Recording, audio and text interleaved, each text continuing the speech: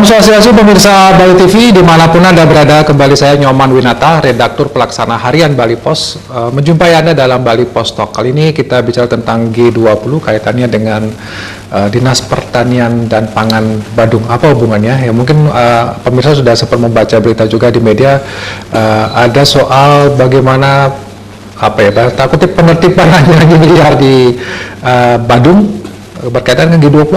Apa hubungannya? Ini banyak masyarakat yang bertanya. Nah, mungkin ini perlu kita gali informasinya. Kita akan mencari Kepala Dinas Pertanian dan Pangan Kabupaten Badung, Bapak Wayan Wijana. Kita sapa dulu narasumber kita. Om Swastiastu. Om Swastiastu. Gimana kabarnya Pak Wi? Sehat? Ya, baik, sehat.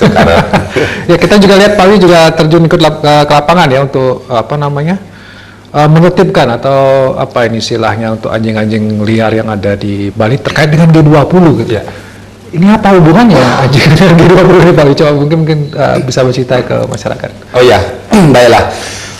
Jadi begini, seperti kita ketahui bersama bahwa sebentar lagi Bali akan menjadi tuan rumah pertemuan yang besar sekali ya. Ini tentunya sebuah kehormatan, sebuah momentum bagi kita di Bali dan di Indonesia bahwa akan ada pertemuan para pemimpin dunia.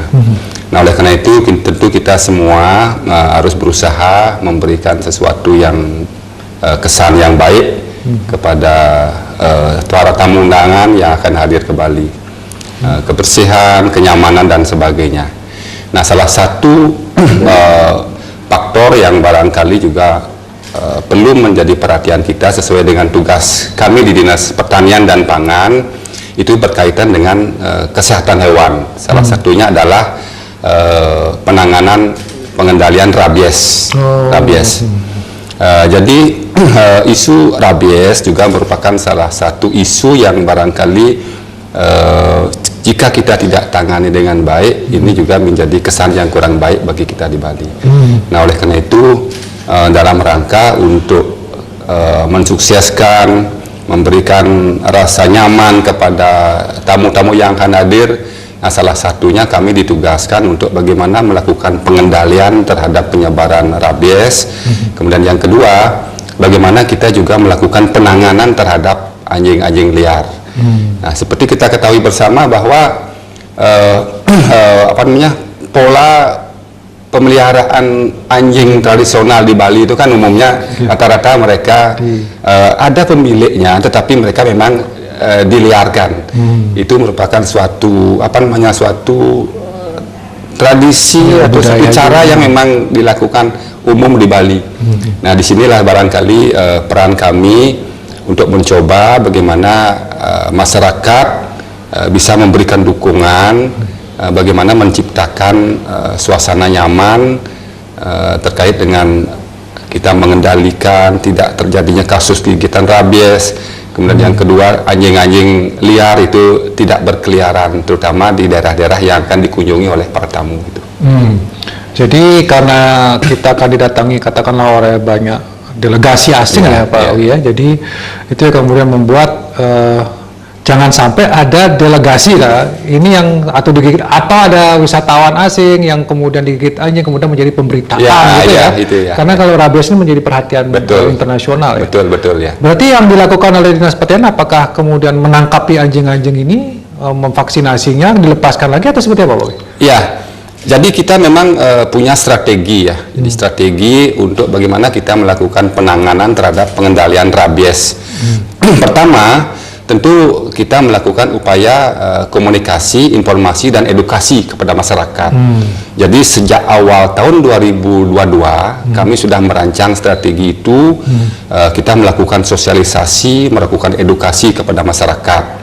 Ya, kemudian yang kedua, kita tingkatkan lagi upayanya, kita melakukan vaksinasi.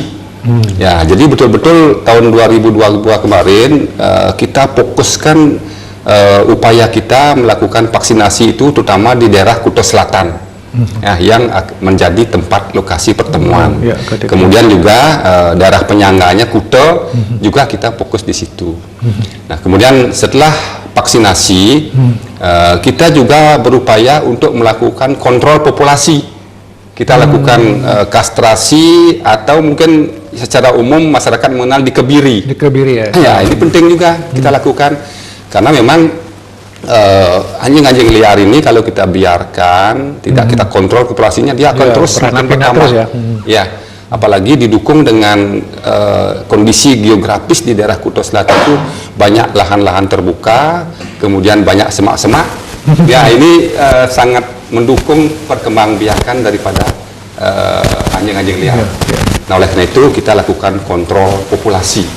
Ya, populasi. Jadi anjing milik warga yang memang dengan sukarela, anjingnya kita kastrasi, kita lakukan. Kemudian anjing-anjing liar yang kita temukan tanpa pemilik, kita temukan dalam keadaan sakit, kita juga lakukan kastrasi.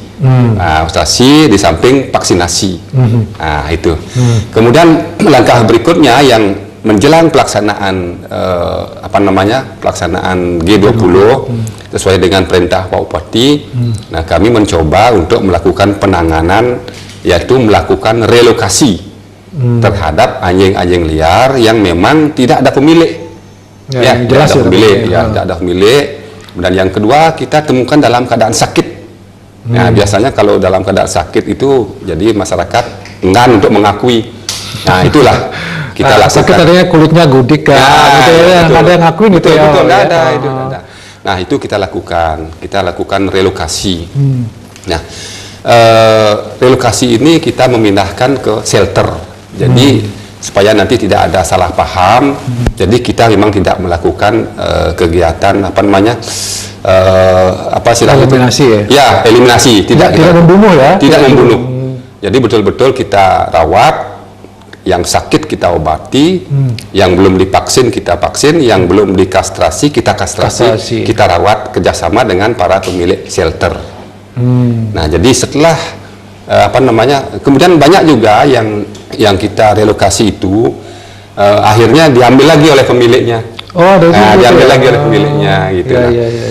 Sampai saat ini ada sekitar 76 ekor yang sudah kita relokasi, ya menjelang pelaksanaan ini. Jadi, itu memang untuk Kuto Selatan saja atau memang Kuto Selatan saja?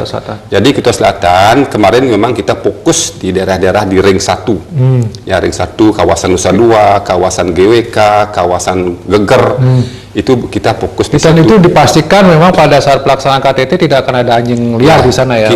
Kita upayakan seperti itu. Dan kemarin hasil penanganan, hasil pemantauan kami bersama Pol PP, memang upaya kita cukup berhasil. Jadi kita tidak lagi ada menemukan anjing liar yang biasanya berkeliaran. Ya, ini tentu juga karena memang dukungan dari masyarakat. Kita menghimbau, pihak kecamatan menghimbau kepada warga untuk menjelang ini itu betul-betul anjingnya yang dia miliki itu betul-betul dirawat, dikandangkan, tidak dibiarkan berkeliaran. Itu juga masyarakat tampaknya sudah mulai melakukan hal itu, sehingga sekarang kondisinya tidak banyak yang kita temukan berkeliaran lagi. Tapi kalau kita bicara aturan Pak, apakah memang ada semacam larangan untuk melepas liarkan anjing sebenarnya kalau? Ya, memang sebetulnya kalau sesuai dengan aturan, jadi anjing itu kan memang harus dirawat dengan baik. Ini bagian dari Undang-Undang Kesejahteraan Hewan. Ya, jadi memang dia harus diikat, memang dia harus dikandangkan, tetapi pada saat-saat tertentu dia memang harus diajak semacam jalan-jalan lah gitu. Tapi harus ada pemiliknya. Harus ada pemiliknya, seperti itu. Kemudian divaksin, diberi pakan yang cukup. Nah, sebetulnya seperti itu. Oke, kalau kita bicara tentang pencegahan rabies atau pengendalian rabies di Bandung misalnya Pak, apakah memang semua artinya vaksinasi rabies sudah dilaksanakan juga? Ya, jadi memang kemarin 2022 ini memang kita fokuskan vaksinasi rabies itu di daerah Kuto Selatan dan daerah Kuto. Jadi kita bersyukur dengan adanya dukungan dari masyarakat, dukungan dari perguruan tinggi, kemudian dukungan dari yayasan-yayasan penyayang binatang. Jadi capaian vaksinasi kita di daerah Kuto Selatan dan Kuto itu sudah di atas 70%. Jadi di atas 70% sesuai dengan ketentuan itu dianggap sudah dengan suatu hasil yang baik. Nah, kemudian nanti setelah G20 dan saat ini kita tim kita mulai kita lakukan vaksinasi ke daerah utara. Utara ya. Jadi Kuta Utara, Mengungwi, Abian Semal itu juga tidak boleh kita abaikan. Ya. Juga harus ada vaksinasi. Harus kita juga, vaksin ya. juga. Dan kita pastikan bahwa kami di dinas sudah menyiapkan vaksin untuk itu, dan stok vaksin saat ini masih mencukupi. Cukup ya. Ya. Sudah tersedia ya Pak. Ya. Nah, selain rabies, ada juga satu yang juga agak menakutkan juga bagi orang-orang asing, terutama Australia, PMK ya Pak. Ya, ya betul. Kalau betul. Badung di Ya, betul. penanganan juga, pengendalian juga untuk PMK. Iya betul, memang di samping rabies, memang isu PMK juga sempat mencuat. Jadi kami diperintahkan untuk secepatnya melakukan pengendalian terhadap PMK. PMK ya. Jadi walaupun pada awal-awal munculnya PMK itu tidak bisa kita pungkiri, memang ada kasus, ya ada kasus. Nah kemudian ada upaya dari pemerintah, kita melakukan upaya vaksinasi terhadap seluruh populasi sapi yang ada di Badung. Ya. Ya waktu itu jumlahnya sekitar 30.000 ekor, ya 30 ekor dari ujung utara sampai ujung selatan. Dalam waktu singkat harus kita lakukan vaksinasi, ya baik vaksinasi tahap 1 maupun vaksinasi tahap 2. Ya jadi kita juga berterima kasih atas dukungan dari masyarakat. Jadi upaya kita melakukan pengendalian PMK itu bisa berjalan sesuai dengan rencana. Jadi kira-kira pada akhir bulan Agustus PMK di Badung khususnya sudah bisa kita kendalikan.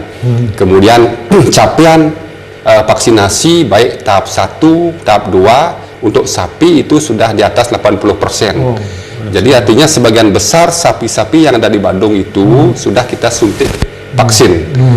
Nah berikutnya juga karena PMK ini juga menyebar ke babi, nah kita juga diperintahkan untuk melakukan vaksinasi terhadap babi. Ya babi. Nah saat ini juga kita bersyukur jadi kesadaran masyarakat untuk mendukung kita melakukan vaksinasi babi juga berjalan dengan baik. Dan hampir sekarang sudah sekitar 80% juga babi-babi yang ada di Badung sudah kita vaksinasi tahap 1 gitu.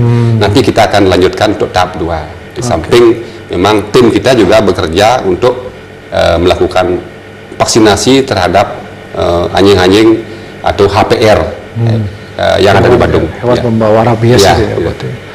Berat juga tugas dari. Baik, mungkin sebagai closing statement dari Pak Wi berkaitan dengan G20, kemudian tadi soal rabies anjing dan juga PMK Pak Wi. Mungkin ada harapan kepada masyarakat, kepada para peternak dan juga mungkin masyarakat luas.